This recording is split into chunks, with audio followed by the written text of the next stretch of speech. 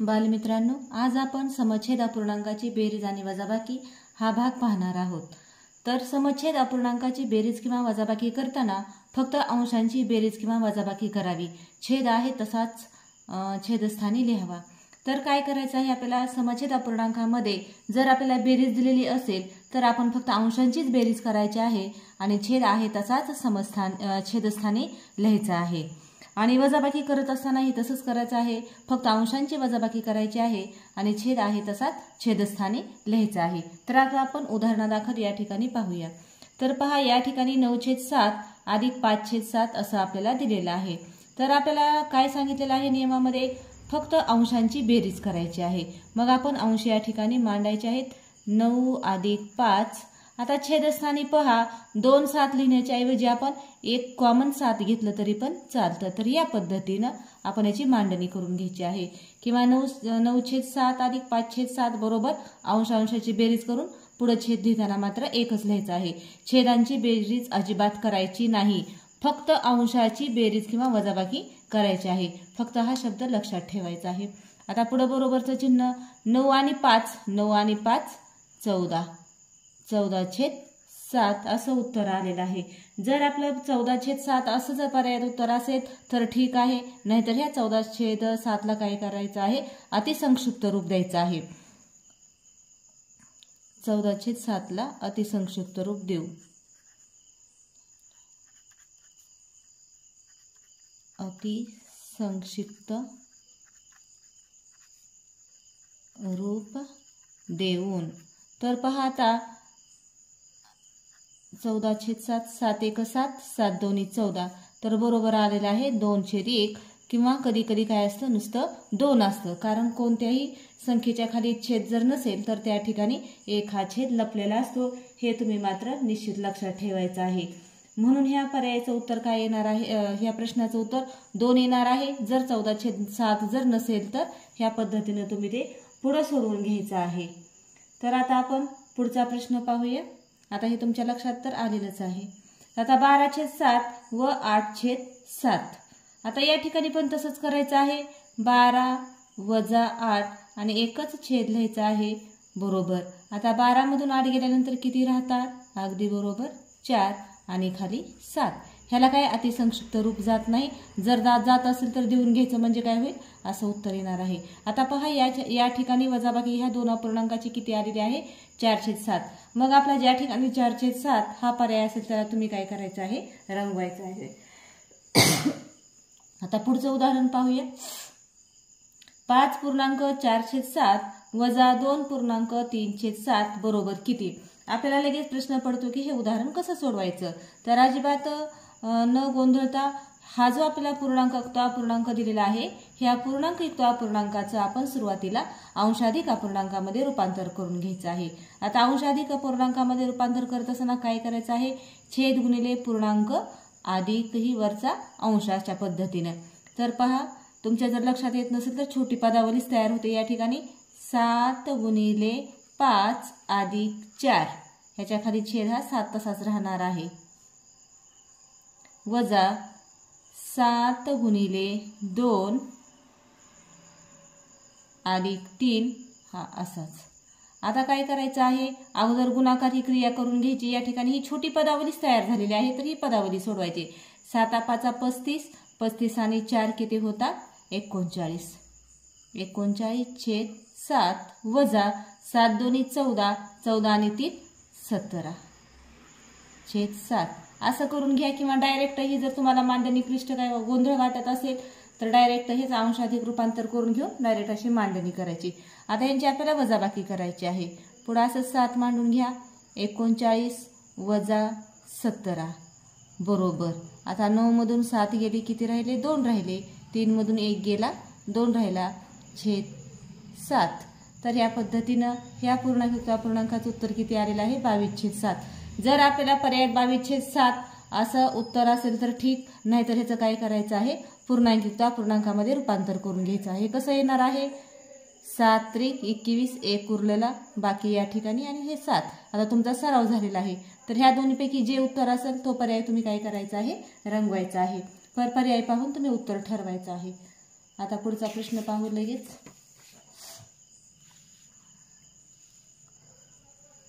19/12 वजा या ठिकाणी चौकट दिलेली आहे आणि छेदामध्ये 12 दिलेला आहे बरोबर 13/12.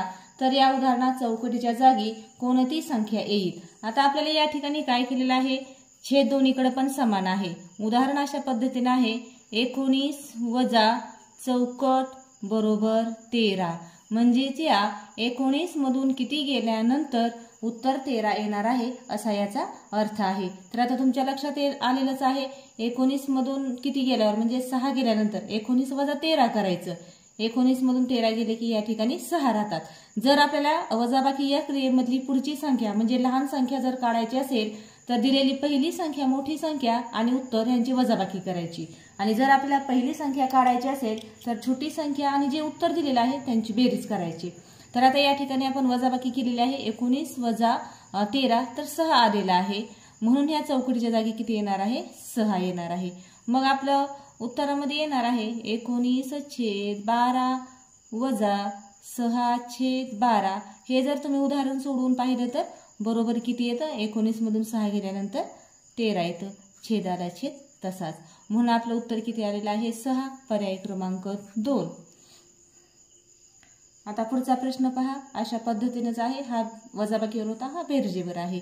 8/9 अधिक 4/9 बरोबर चौकट छेद 9 अधिक 7/9. आता या उदाहरणामध्ये काय केलेलं आहे, आपल्याला दोन बाजू दिलेल्या आहेत, डावी बाजू आणि उजवी बाजू. तर पहा म्हणजे ह्या डाव्या बाजूचं जेवढं उत्तर येणार आहे तेवढंच उजव्या बाजूचं उत्तर यायला हवं. तर आता इथं सगळीकडे काय आहेत छेद समान आहेत. पहिल्या पण अपूर्णांकामध्ये 9 आहे आणि इथं अंश 8 अधिक 4 म्हणजे छेद अधिक अपूर्णांक आहे. 8 आणि 4 किती आलेला आहे 12. म्हणजे ह्या पहिली जो अपूर्णांक आहे त्याचं उत्तर किती आलेलं आहे 12/9. आपण या ठिकाणी सोडून पाहूया. 8/9 अधिक 4/9 बरोबर 12/9. म्हणजेच इकडच्या पण बाजूचं ही जी पुढची बाजू दिलेली आहे त्याचं सुद्धा उत्तर किती आलं पाहिजे 12/9. परंतु आपल्याला या ठिकाणी काय केलेलं आहे चौकट दिलेली आहे. मग ते आपण लक्षात घ्यायचं आहे. आता उत्तराकडून काय करायचं आहे ह्या रिकाम्या जागेकडे द्यायचं आहे. तर आता उत्तर आपलं 12 आलेलं आहे. मग चौकट अधिक 7 बरोबर 12. तर पहा या ठिकाणी आपल्याला 12 हे उत्तर येण्यासाठी तर ह्याच्यातून आपल्याला इथं या ठिकाणी काय करावे लागेल वजाबाकी करून घ्यावी लागेल. 12 वजा 7 उलट क्रिया करायची आहे. 12 मधून 7 गेल्यानंतर किती राहतात या ठिकाणी 5 राहतात. तर या ठिकाणी आपण 5 घेतले की काय होणार आहे 5 अधिक 7 बरोबर 12 येणार आहे.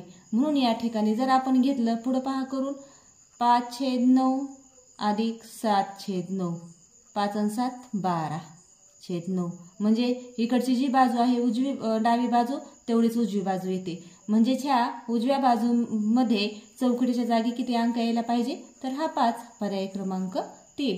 तर ही उदाहरणं तोंडी पण सोडवता येतात. तुमचा जर व्यवस्थित सराव झालेला असेल तर व्यवस्थित विचार करून उदाहरणाचं स्वरूप काय दिलेलं आहे आणि काय विचारलेलं आहे यानुसार तुम्ही योग्य ती क्रिया करायची आहे.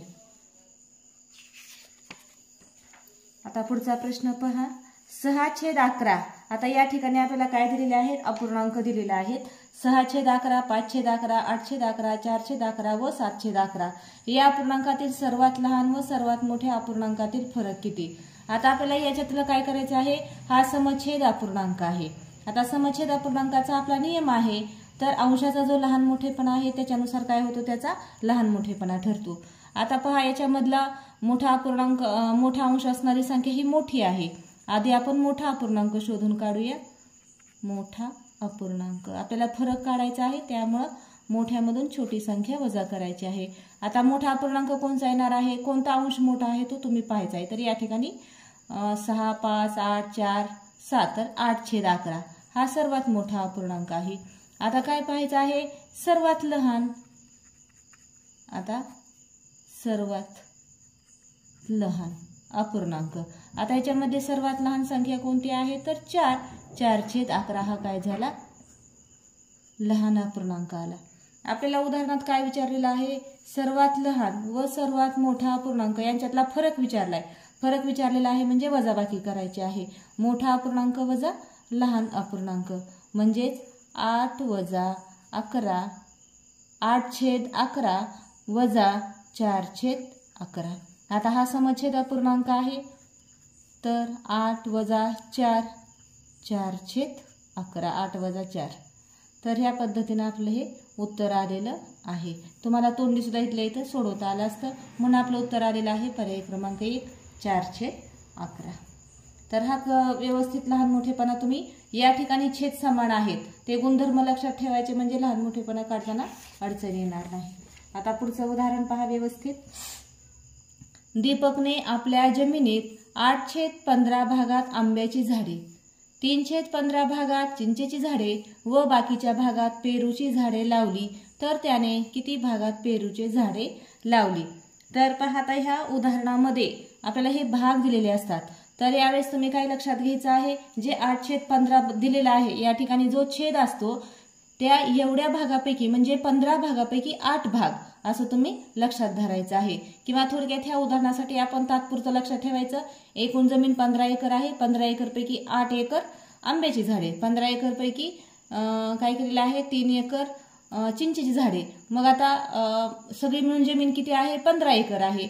मग हे एवढे 8 आणि 3 मिळून जेवढे एकर होतात तेवढे गेल्यानंतर जो भाग राहतो त्यामध्ये पेरूची झाडे लावलेली आहेत असा याचा अर्थ होतो. तर आता आपण हे उदाहरण व्यवस्थित सोडवूया. आंब्याची झाडे किती भागात आहेत 8/15. आंब्याची झाडे 8/15 भागात आणि चिंचेची झाडे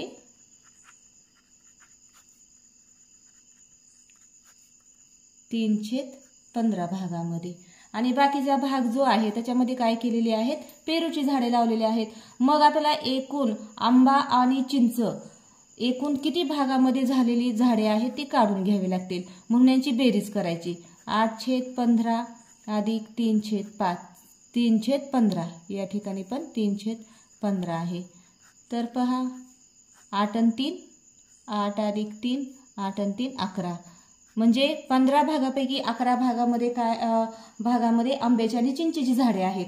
आता मग किती भाग राहिले बरं, ह्या 15 मधले 11 भाग गेले, किती भाग राहिले तर 4 भाग राहिलेले आहेत. शिल्लक भाग काढण्यासाठी तर एकूण 15 आहे. 15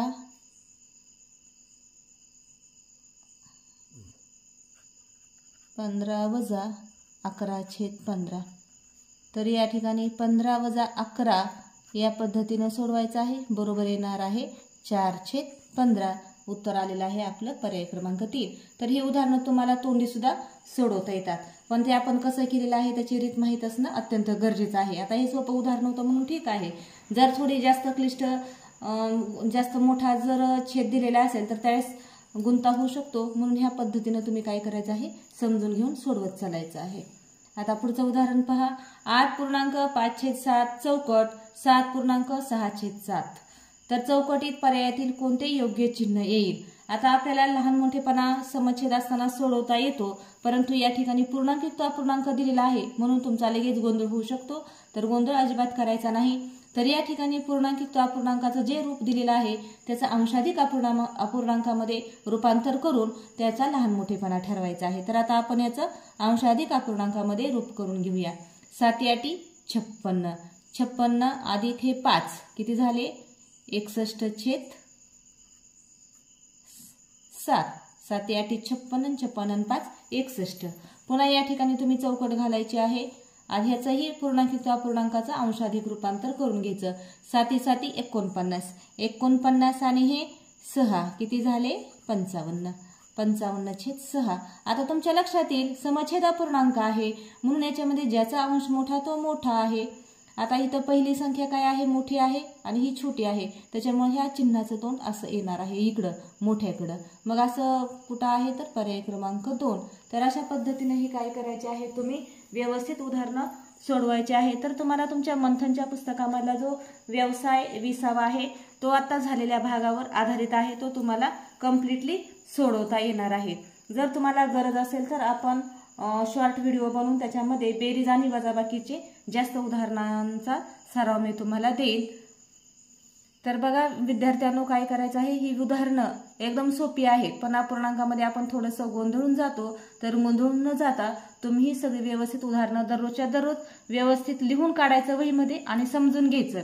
हा भाग समजायला अतिशय सोपा आहे, कारण ह्या ज्या पुढच्या परीक्षा होणार आहे तुमच्याच 5वीच्या नवोदय असेल किंवा स्कॉलरशिप असेल किंवा अन्य परीक्षा असतील किंवा 8वीची ही शिष्यवृत्ती परीक्षा असेल, त्याचं हे पूर्णतः बेसिक आहे. जर तुमचं बेसिक जर पक्का असेल तरच तुम्हाला पुढच्या ज्या कन्सेप्ट आहेत किंवा ज्या संकल्पना आहेत त्या समजण्यास मदत होणार आहे. त्यामुळे ह्या तुम्ही गोष्टी व्यवस्थित समजून घ्यायच्या आहेत. एखादी गोष्ट एकदा वाचण्यात एकदा बघण्यात समजत नाही, तुम्ही 2दा 3दा त्याची प्रॅक्टिस करायची आहे, म्हणजे तुम्हाला तो भाग नक्की समजून जाईल. मित्रांनो, आपला व्हिडिओ आवडल्यास व्हिडिओला लाईक करायचा आहे. आपल्या चॅनलवर जे कोणी नवीन आले असतील त्यांनी आपल्या चॅनलला नक्की सबस्क्राईब करायचं आहे, म्हणजे मला नवनवीन व्हिडिओ तुमच्यापर्यंत पोहोचवण्यास प्रेरणा मिळते.